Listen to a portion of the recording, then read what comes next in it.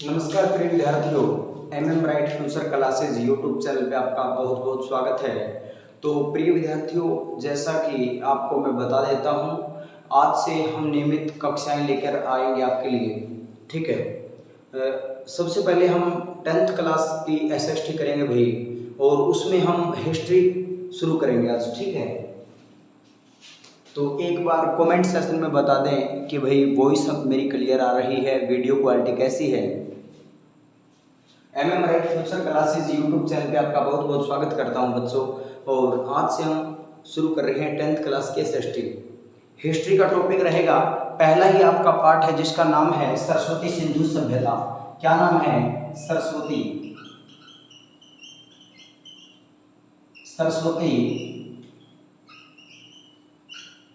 सिंधु सभ्यता। सरस्वती सिंधु सभ्यता, ये टॉपिक आज हम करेंगे। ये आपका पहला ही पार्ट है, सरस्वती सिंधु सभ्यता। ठीक है। एसएसटी की मैं बात कर रहा हूं बच्चों। हिस्ट्री के अंदर, इतिहास के अंदर आपकी नई बुक एचपीएससी ने, Haryana board of school education, उसने नई बुक आपकी बनाई है इतिहास की, और उसके अंदर पहला ही चैप्टर ये है। और ये 10वीं क्लास के बच्चों के लिए अच्छी नहीं है भाई, ये उपयोगी नहीं है ये क्लास। छठी कक्षा के अंदर पहला अध्याय यही है, 10th के अंदर यही है, और +2 के अंदर। 10th और +2 दोनों ही बोर्ड की क्लासें हैं। और हिस्ट्री के अंदर जो +2 की हिस्ट्री है, उसके अंदर पहला ही टॉपिक यही है, सरस्वती सिंधु सभ्यता। उसमें थोड़ा एडवांस लेवल दे रखा है, लेकिन मैं बिल्कुल डीपली से करवाऊंगा, आपको गहराई से बातें बताई जाएंगी।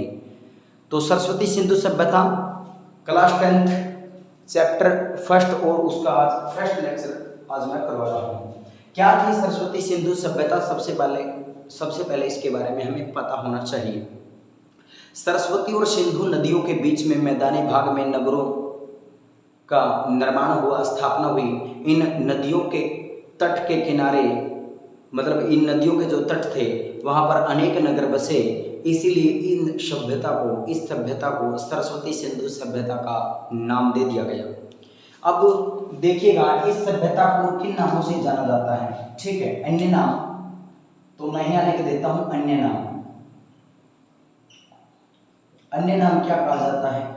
अन्य नाम की मैं बात करूं तो इसको सिंधु घाटी की सभ्यता भी बोलते हैं,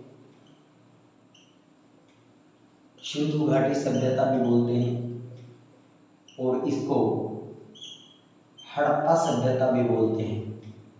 हड़प्पा सभ्यता भी बोलते हैं। ये क्यों बोलते हैं बेटा, ये आप देख लीजिए। अन्य नाम सिंधु घाटी सभ्यता, सिंधु घाटी की सभ्यता, हड़प्पा सभ्यता। सिंधु नदी के तराई भाग में स्थित थी ये सभ्यता, इसलिए इसको सिंधु घाटी सभ्यता का नाम दे दिया गया। अब इसका हड़प्पा नाम कैसे पड़ा? ये जो सरस्वती सिंधु सभ्यता का प्रथम ज्ञात नगर है, सबसे पहले खुदाई हड़प्पा की हुई थी, और इसीलिए इसका नाम हड़प्पा सभ्यता भी इसको बोला जाता है। लेकिन वर्तमान में जो हमारी बुक है एनसीईआरटी की, उसके अंदर इसका नाम देखने को मिलता है सरस्वती सिंधु सभ्यता। ठीक है। क्लास में बच्चे कम जुड़े हैं भाई, एक बार आप शेयर कर दें क्लास को।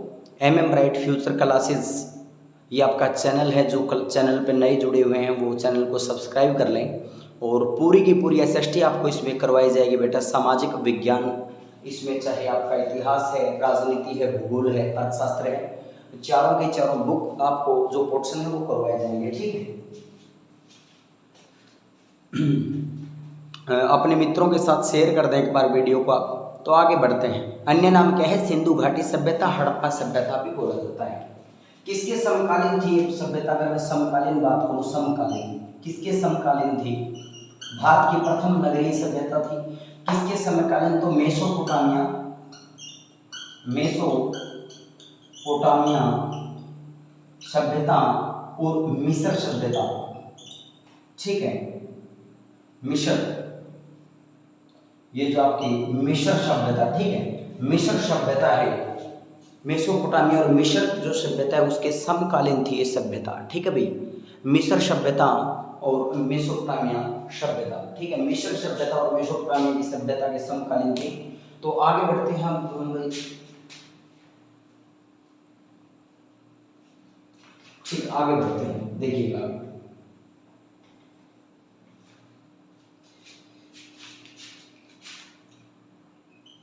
आगे बात आती है यहाँ से क्वेश्चन एक एक करके देखेंगे। प्रथम जानकारी, ठीक है। उसके बाद में आदेश, ठीक है, किसका नेतृत्व में, खुदाई नेतृत्व बोल सकते हैं, ठीक है, खुदाई नेतृत्व।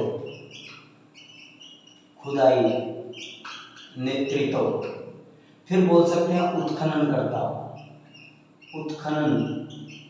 करता। उसके बाद में वो स्थल कौन सा था, किस नदी के किनारे था, ठीक है, ये सारी बातें हम जानेंगे, ठीक है। और किस वर्ष खुदाई हुई ये भी आपको जानना है। सारी बातें जानेंगे अब हम, ये सारी बातें जानेंगे, ठीक है। फिर आगे बढ़ेंगे। प्रथम जानकारी किसने दी थी सरस्वती सिंधु सभ्यता के बारे में? तो एक व्यक्ति में चार्ल्स मैसेन ने कब जानकारी दी? 1826 के अंदर ये जानकारी दी। प्रथम खुदाई नेतृत्वकर्ता की मैं बात करूं तो जॉन मार्शल। बात है 1921 की। भारतीय पुरातात्विक सर्वेक्षण के महानिदेशक थे जॉन मार्शल। इन्होंने खुदाई नेतृत्व किया। उसके बाद में उत्खनन करता, प्रथम खुदाई करता किसी स्थल का कौन था? तो दयाराम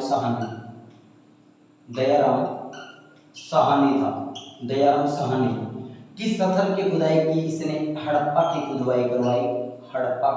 हड़प्पा किस नदी के किनारे है? रावी नदी के किनारे है। और उसके बाद में बात करें किस वर्ष खुदाई हुई तो 1921 को खुदाई हुई। 1921 ईस्वी को खुदाई हुई। ये सारी की सारी बातें आपको पता होना चाहिए। प्रथम जानकारी चार्ल्स मैसेन 1826 के अंदर, खुदाई नेतृत्व जॉन मार्शल 1921 के अंदर, उत्खनन करता दयाराम साहनी, स्थल हड़प्पा, नदी रावी, ठीक है, और वर्ष 1921 की बात है ये, ठीक है। ये भी आपको पता होना चाहिए प्रथम खुदाई किस स्थल की हुई थी, ठीक है। आगे बढ़ते हैं भाई, आगे बढ़ते हैं। आपको समझ में आ गया प्रथम जानकारी चार्ल्स मैसेन 1826 के अंदर दी थी। उसके बाद में खुदाई नेतृत्व जॉन मार्शल, भारतीय पुरातात्विक सर्वेक्षण के महानिदेशक थे 1921 में जॉन मार्शल। उन्होंने इसका नेतृत्व किया। और उत्खनन करता, प्रथम खुदाई करता थे दयाराम साहनी। और स्थल हड़प्पा की खुदाई की, इसीलिए इसका नाम हड़प्पा सभ्यता रख दिया गया। नदी रावी, वर्ष 1921 ईस्वी की बात है। अब बातें आगे करते हैं, ठीक है। ये सारी बातें कर ली हमने, आगे देखते हैं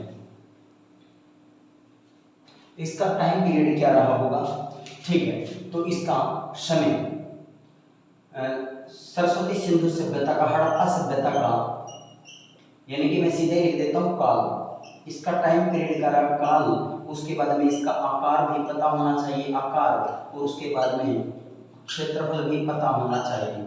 सिंधु घाटी सभ्यता का काल पता होना चाहिए। उसके बाद में इसका काल, आकार और क्षेत्रफल, ये सारी चीज़ें हमें देखनी होंगी। देखिएगा प्रिय विद्यार्थियों, अगर मैं काल की बात करूं तो रेडियो कार्बन 14 के अनुसार, ठीक है, रेडियो कार्बन तिथि निर्धारण करने का जो वैज्ञानिक पैमाना यूज करते हैं, प्रयोग में लाते हैं, उसके अनुसार इसका जो टाइम पीरियड है वो 2350 से लेकर के 1750 ईसा पूर्व, ठीक है, ईसा पूर्व माना जाता है, ठीक है। 2350 से 1750 ईसा पूर्व माना जाता है, ठीक है। कुछ किताबों में ये सभ्यता बहुत पुरानी मानी गई है, आज से 7 साढ़े 7 हज़ार पहले भी मानी गई है, ठीक है। अलग अलग विद्वानों के अलग अलग मत हैं, लेकिन इसका जो रेडियो कार्बन 14 के अनुसार इसका जो समय निर्धारण किया गया है, ठीक है, उसके अंतर्गत जो ये अपने चरम सीमा पर पीक एज इसकी मानी जाती है 2300 ईस्वी, ठीक है।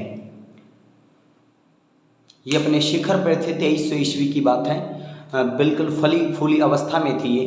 2350 से 1750 ईसा पूर्व माना जाता है। कहीं कहीं बुक में के अंदर आपको 2300 से लेकर के 1700 से भी मान आपको देखने को मिलेगा, ठीक है। लेकिन जो अधिकतर जो मत है वो 2350 से लेकर के 1750 ईसा पूर्व। उसके बाद में आकार की बात कर लेते हैं तो त्रिभुजाकार, ठीक है। आकार कैसा था इसका?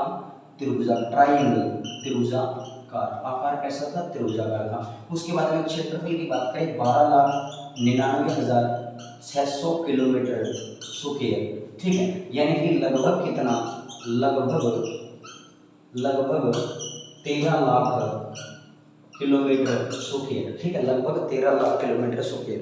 ये भी आपको पता होना चाहिए। काल की बात कर रहे हैं। रेडियो कार्बन 14 के अनुसार 2350 से लेकर के 1750 ईसा पूर्व, आकार त्रिभुजाकार, और उसके बाद में क्षेत्रफल की बात करें प्रिय विद्यार्थियों तो 12,99,600 किलोमीटर स्क्वायर, लगभग 13 लाख किलोमीटर स्क्वायर ये इसका टोटल क्षेत्रफल था। इतने क्षेत्रफल मतलब ये फैली हुई थी ये सभ्यता। अब बात करते हैं इसके अंतिम छोर की बात कर लेते हैं हम आगे, ठीक है। अब आगे देखते हैं प्रिय विद्यार्थियों, ठीक, कहाँ तक ये फैली हुई थी तो जरा ध्यान से देखिएगा, ठीक है। ये थोड़ा सा मैप बना लेते हैं हम इंडिया का,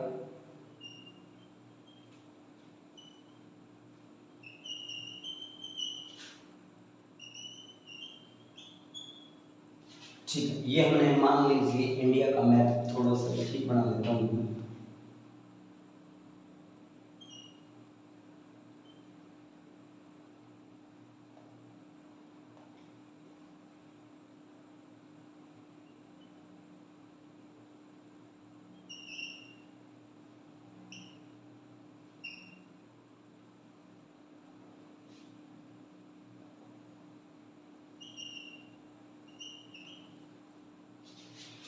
ठीक है। उधर का छोड़ दीजिए, हमें तो इधर का देखना है बस, ठीक है। उधर का छोड़ दीजिए आप, वैसे ऊपर जाएगा ये थोड़ा, ठीक है।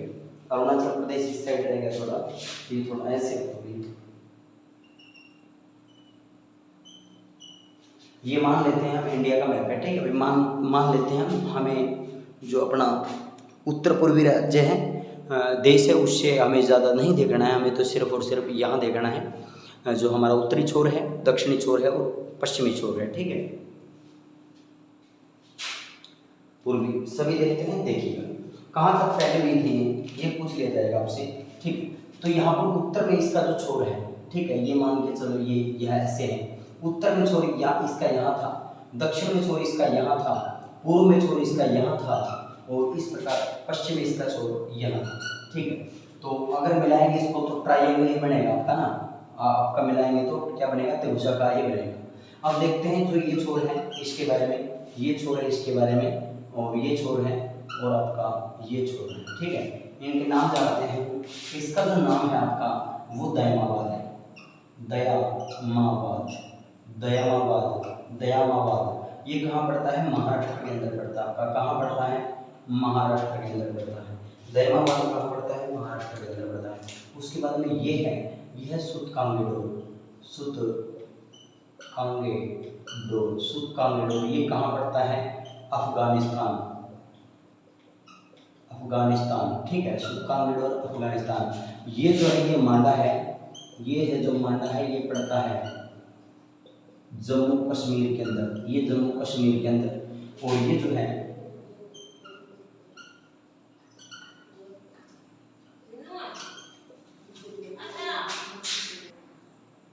आलमगीरपुर, ठीक है। मांडा जम्मू कश्मीर के अंदर। आलमगीरपुर की मैं बात करूं तो ये आपका पड़ता है उत्तर प्रदेश के अंदर, ठीक है, उत्तर प्रदेश, उत्तर प्रदेश के अंदर पड़ता है, ठीक है, आलमगीरपुर।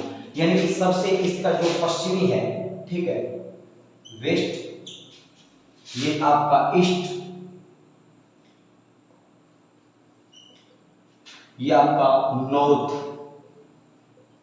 और ये आपका साउथ, ठीक है। तो ध्यान से देखिएगा भाई, अगर मैं पूछ लूं सिंधु घाटी सभ्यता, सरस्वती सिंधु घाटी सभ्यता का सबसे पश्चिमी छोर कौन सा है, तो सूतकांगेडोर अफगानिस्तान की फैली हुई थी सभ्यता। अगर मैं बात करूं उत्तर में, तो उत्तर में मांडा जम्मू कश्मीर इसका अंतिम छोर था, नॉर्थ की बात करूं। अगर ईस्ट की बात करूं, पूर्व की बात करूं तो आलमगीरपुर, आलमगीरपुर कहाँ पड़ता है आपका, यूपी के अंदर पड़ता है। आलमगीरपुर कहाँ पड़ता है, यूपी के अंदर। और उसके बाद में अगर मैं बात करूं दायमाबाद, महाराष्ट्र के अंदर। दक्षिणी छोर कौन सा था, दायमाबाद, दायमाबाद कहाँ पड़ता है, महाराष्ट्र के अंदर पड़ता है, ठीक है। ये पूर्वी पश्चिमी उत्तरी दक्षिणी ये आपके छोर हो गए, ठीक है, ये आपको कर लेने हैं। सूतकांगेडोर अफगानिस्तान के अंदर, मांडा जम्मू कश्मीर के अंदर, आलमगीरपुर उत्तर प्रदेश के अंदर और दायमाबाद महाराष्ट्र के अंदर, ठीक है। पूर्वी उत्तरी दक्षिणी और पश्चिमी छोर हमने देख लिए। अब पूर्व से पश्चिम, पूर्व से जैसे कि ये हो गए, ठीक है, यहाँ क्या है उत्तर, यहाँ क्या है दक्षिण, ये क्या है पूर्व और ये है पश्चिम। यहाँ से यहाँ की दूरी 1600 किलोमीटर थी और यहाँ से यहाँ की दूरी है वो 1400 किलोमीटर थी। ठीक है, यानी कि अगर मैं लिखूं पूर्व से पश्चिम विस्तार तो कितना है 1600 किलोमीटर है, और उत्तर से दक्षिण विस्तार कितना है तो 1400 किलोमीटर है। ये भी आपको पता होना चाहिए। ठीक है भाई, देखो ध्यान से, अगर मैं ये कहूँ कि पूर्व से पश्चिम, कहने का मतलब आलमगीरपुर से सुतकांगेडोर की दूरी कितनी है, कितना फैला हुआ है ये, तो 1600 किलोमीटर। उत्तर से मांडा से लेके दक्षिण में दायमाबाद तक कितनी दूरी, यानी कि 1400 किलोमीटर। ये भी आपको पता होना चाहिए। बस लास्ट क्वेश्चन करते हैं आज का और बस क्लास को खत्म करते हैं।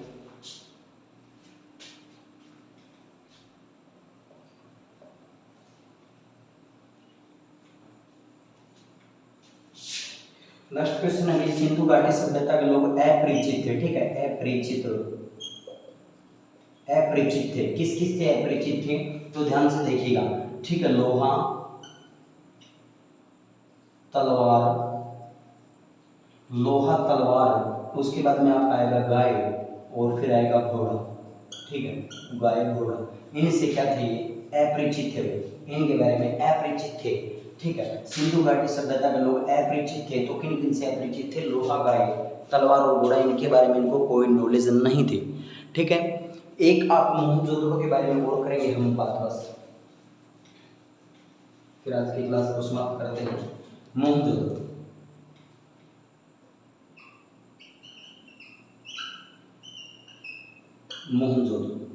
ठीक है।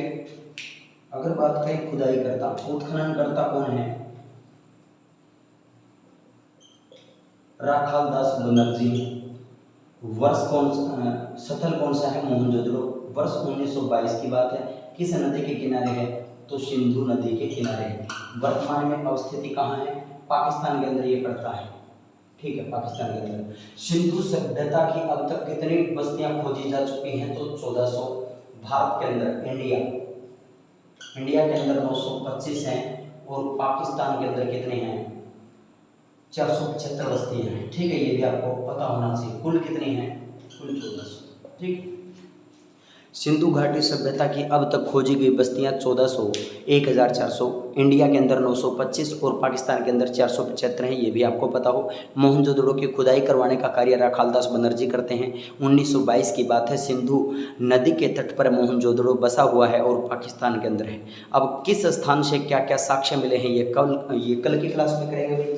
ठीक है, आज छोटे ही क्लास ली है मैंने, तो सेशन को शेयर कर दे। बिल्कुल डीपली बारीकी से आपको पढ़ाया जाएगा ताकि एग्जाम के अंदर बहुत अच्छे अंकों के साथ आप उत्तीर्ण हो सकें। चैनल को सब्सक्राइब करना मत भूलें।